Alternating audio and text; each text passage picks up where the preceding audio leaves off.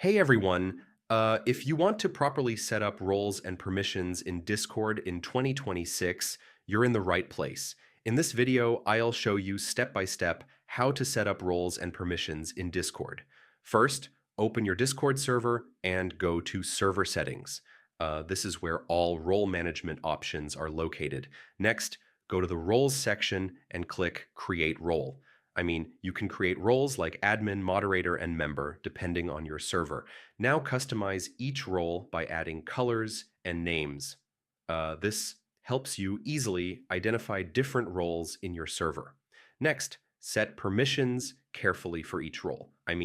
Control what members can view, send, or manage inside your server. After that, assign roles to members. You can right-click a user and assign their role instantly. You can also set channel-specific permissions. This allows you to make certain channels private or public depending on your needs. Finally, test your setup. Make sure each role only has the access you intended. So yeah, that's how you set up roles and permissions in Discord in 2026.